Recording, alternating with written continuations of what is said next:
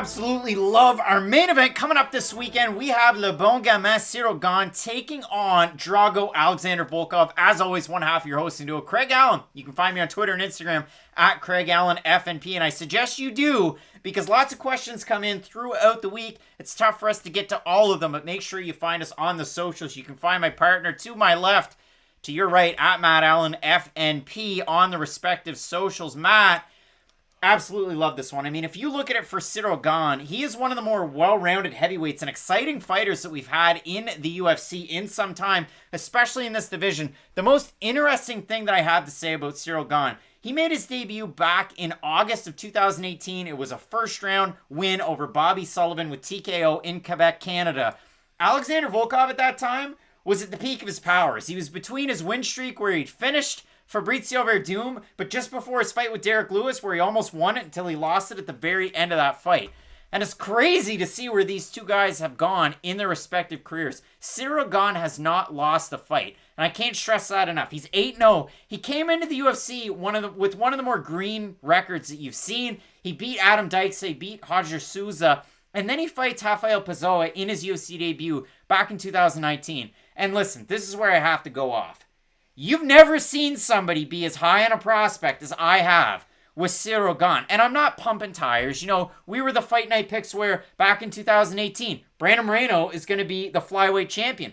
I've been saying this since like 2016 before channels were invented. That's true, but a lot of people don't know that. I mean, if you're new to the channel, we appreciate you, and that's where we have to say thank you so much for the 25,000 subscribers. It's insane where this channel's grown, but Ciryl Gane was one of those fighters that we've had kind of our finger on the pulse and on our radar for some time because he was with Quebec's TKO. So he comes into the UFC, goes on a wild run, beats Pessoa, beats Dontel Mays, beats Tanner Boser, and those are good names.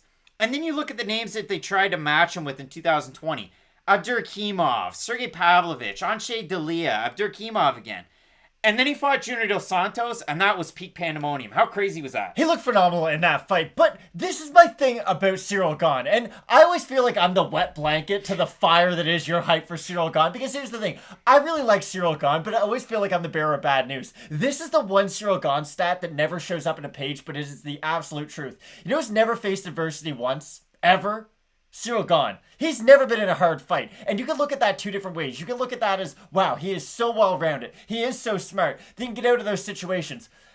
No fighter goes their whole career without making mistakes, though. And that's why we like MMA so much. MMA isn't boxing. You can lose and get better because of it. And people don't care. Like, Alexander Volkov didn't lose to Derek Lewis and lose to Curtis Blades and go, hey, I'll just stay the same fighter and never get better. No, he kept on getting better. And that's the thing about Alexander Volkov. I know we were talking about experience before we even started filming. And again, the thing about Volkov, he still gets better. He has 33 more fights than Ciryl Gane has in MMA. Now, for Ciryl Gane, he has the kickboxing acumen outside. He has really, really good jiu-jitsu and a wrestling base that you don't really see all that often. And again, if you want to see a perfect fight, you have to consider the level of competition. Exactly. The Dontel Mays fight. He beats him on the feet, and then at the end it's like, well, you know what? I want to gain some experience. Let's just take him down and we'll put him in a heel hook. Hopefully it lands. All right, I finished him by heel hook. You don't see finishes like that at heavyweight very often. From a striker, no less. None of that is wrong, but still, I've never seen him get hit clean, get wobbled, and then be like, okay, I can come back after that. And that's a really important thing for every fighter. I remember bringing this up, and I got a lot of flack on Twitter because of it, but I feel validated after his last performance. And it was on Greg Hardy's career, where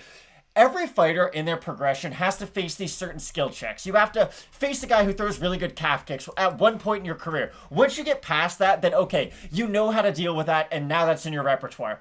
Ciryl Gane, again, has never faced those techniques that have made him gone, oh, okay, I don't have this yet. I'm going to take this, and now this is mine. He's run through everybody, and if you look at the last two wins, Junior Santos lost, 7 fights before that? Like, JDS was at the worst losing streak of his career going into that fight, and I think we can both agree that his win over Jairzinho Rosenstruck was not an impressive win by any means. It was a good performance, but he landed 5 more strikes than Jairzinho did. He was the slightly more active out of those two. He never did anything that had Jairzinho in trouble throughout that fight. And that's what I'm getting back to.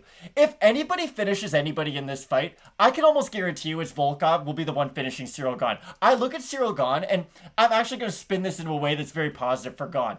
I think his fight IQ is so high that he will almost become non-aggressive because of it. it. And I think against a guy like Volkov, that's really going to hurt you. What Volkov does so well is, especially now that he's gained that ridiculous 20 pounds, which, hey, USADA, don't know if you're doing your job or not, but it is a little weird when a heavyweight all of a sudden just gets super jacked and gains 20 pounds. But we saw that, okay, some guys at heavyweight, since he is 6'7", can outmuscle Volkov. We saw that in the Curtis Blades fight. Guys can't really do that anymore. Like, Walt Harris, listen, yes, the X's and O's, he might not be the best fighter out there, but when you look at what he was able to do to Walt Harris and just constantly march forward, and the killer instinct that Volkov has when he hurts a fighter is really good too. Like, Volkov's one of those weird guys who straddles the line between a very powerful striker and a guy who just focuses on his volume, because he can knock you out with one shot like he did against Overeem, and I understand Overeem might not have the best chin in the world, but when Volkov's a guy, and I'm going to use the same term that I did to describe Tim Means' fighting style, when he's going downhill, putting his combinations together, I don't think there's anyone in heavyweight who can deal with Volkov. Like, even look at Derek Lewis. Derek Lewis is probably fighting for a title next, and up until one last overhand right, Volkov wasn't just beating Lewis, he basically 10-8'd him for like 2.5 rounds, and then gets knocked out by him. And just when I look at Alexander Volkov, he's been proven against the higher level of competition. He's faced adversity and come back from it. Like, even go back to the Verdum fight. He gets out-grappled by Fabricio Verdum for 3 rounds, and it's not even close. Like, he's getting his back taken, he's getting swept, he's getting taken down. It's not a competitive fight whatsoever. In the 4th round, which is not a round a lot of heavyweights are able to achieve knockouts in, he was able to finally defend a takedown, hit that one beautiful combination where it was like uppercut, left hook, uppercut, and put Verdum down. When I talk about Volkov, it's not just experience, it's experience against top-level fighters, and that's really what I think is going to be the most important thing about this fight. For Volkov, out of the losses, it's funny. You go back to when he debuted in 2009. He loses to Akhmat Sultanov. Again, you're going to gain from that. He gets submitted. He loses to Max Grecian, who's supposed to be on this card. That was in 2010. Loses to Pat Bennett, a name that people know from, again, 2010. Very, very active. Then he beats some names that you know. He beat Brett Rogers over with Bellator. He loses to Vitaly Minakov, the champ, back in 2013 for the belt. Last time I checked, Vitaly Minakov was pretty good. Loses to Tony Johnson by split, who Tony Johnson all of a sudden is a big deal in Russia fighting in heavyweight fights. Loses to Czech Congo after that. Goes on a beautiful little win streak, ends up in the UFC. Loses to Lewis, beats Hardy, loses to Blades. And then he has his last 2 fights. Walt Harris is tricky because how much stock do you put into it? I will say this. The amount of weight that Volkov put on and the fact that, again, credit where it's due, I listened to the Anik Florian podcast today, and John Anik had some pretty good kind of offers about Volkov. You know, wasn't able to train with heavyweights for the fight against Blades, wasn't able to work in his wrestling. I don't know if it's truth. I don't know if it's, fact or fiction. If he's just saying that because he lost, I don't know. But he's looked really good in his last 2 fights. And that spooky tattoo that he has on his back scares the bejesus out of me when I'm sitting at home watching on my couch. Alexander Volkov's a great striker. This fight is, even with the disparity in terms of pro MMA experience, it is very well matched. The last time we saw a main event that had this big of an experience inequality was when Yuri Prochazka fought Dominic Reyes. Yuri had twice as many knockout wins as Dominic Reyes just had MMA fights. And again, we saw how that fight went. It really came down to when Reyes hurt Prochazka, he knew what to do when he was hurt. He had been in those situations before and he knew, okay, he went for the takedown at one point, got on top of Reyes. He was able to get away from those dangerous situations, and the experience really did come in and was a massive factor. And honestly, maybe that fight is clouding my judgment a little bit too much, but I'm picking Volkov not just based on his experience, but I do like the fact that he's going to bring the fight to Ciryl Gane. Ciryl Gane is yet to be in the cage with a guy who's moved forward on him. Even Rosenstrike, a lot of the time, was the one moving backwards in their fight. And Gane does have great left to right movement, so of course it is hard to get him pinned up against the cage. But with Alexander Volkov, and I'd love to get your opinion on this, he didn't just gain 20 pounds. I think he gained a good 20 pounds. Like, I think there's a lot of fighters in the UFC who, it's not like he gained 20 pounds and didn't get skills along with it, I guess. He gained those 20 pounds because it helps him with his punching power. It helps him defend those takedowns. And I guess it was a good career move, I should say. I like Volkov at 265 more than Volkov at 147. And I do think that this version of heavyweight Volkov is going to become champ one day. There, I said it. So he gained 120 pounds? No, he went from what, 247 to 265? Yeah, you had him at 147. Oh, sorry. And, I mean, you did say 7 times that he gained 20 pounds. So how many pounds did he gain? 20. He gained 20 pounds. Okay, well, there we go. Math show. But when I look at it, it is really tricky. I mean, Ciryl Gane switches stances. He offers different looks. He moves in on angles. When he strikes with volume, he does look very good. When he strikes with power, he looks great.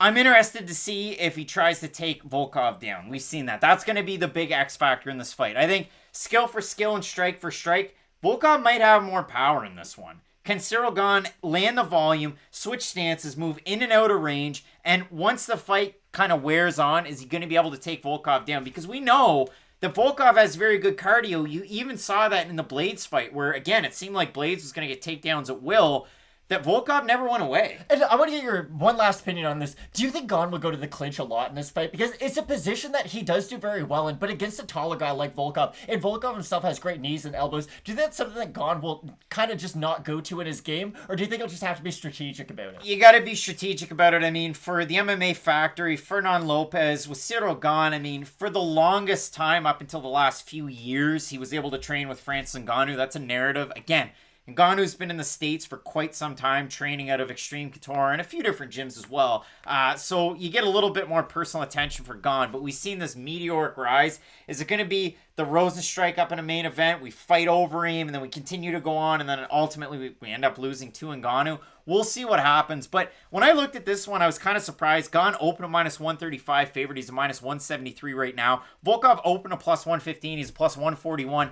I urge you, check out the YouTube community tab because we actually have more votes over there than they do on Topology. The caption, heavyweight main event this weekend is top-ranked contenders face off. Who's getting the win? Number 3, Ciryl Gane, commanding 55% of the vote out of 1,500 total votes. 45% going with Volkov. If we can pick off some of the comments, we'll sort by top, Matt. And up at the top, we have Fox Spiritus saying Volkov is a very solid test. He is not a guy to take lightly. What bothers me about Volkov is he has all the physical attributes, but uses a square Muay Thai stance. It just doesn't make use of the incredible reach. And sometimes he does. Front kicks, though. Sometimes he does. Real News MMA saying, been high on Gane since his debut. I think people aren't giving Gane the credit yet, and hopefully will if he gets it done this time.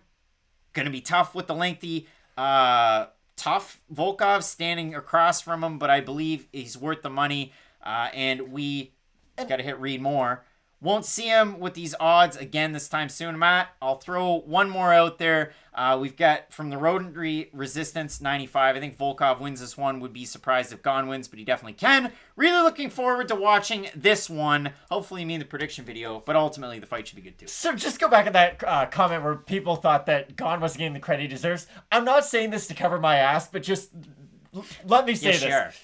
Both things can be true. Like, he can beat Volkov, but still not have proven anything up until this point. Like, to me, I think Ciryl Gane's a very good fighter, but he has yet to prove to me that he is an elite fighter yet. The win over Rosenstrike was a good win, but again, he didn't beat Rosenstrike in any way that says, wow, he can beat guys in the top 5. And it's one of those fights where if you have a friend that's never watched MMA before and you go, here's heavyweight MMA, I'd much sooner show them Pat Barry, Czech Congo than I would Ciryl Gane and Jairzinho Rosenstrike. Like, it's just the truth. Exactly. And for Gane, that's the thing. It really does come down to he's never faced adversity, and Volkov's going to land shots at some point. So we are really going to learn a lot about Ciryl Gane this weekend, and that's why this is exciting. Last question for you. Do you think this is title eliminator? No. Fair enough. Okay. Lewis is ahead of him. Jones, in terms of name values, ahead of them. Like, there's a few contenders up there that really are knocking on that door.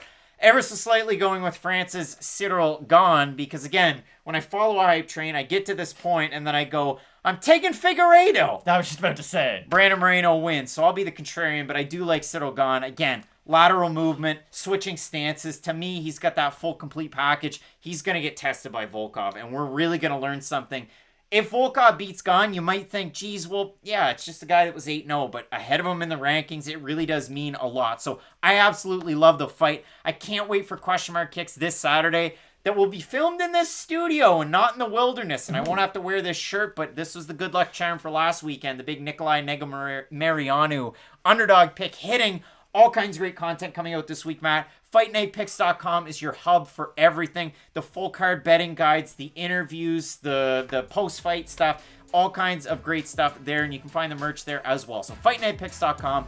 Big week for Fight Night Picks. You're not going to want to miss any of the content, so keep it locked in with Fight Night Picks. And as we always say, let's get into it.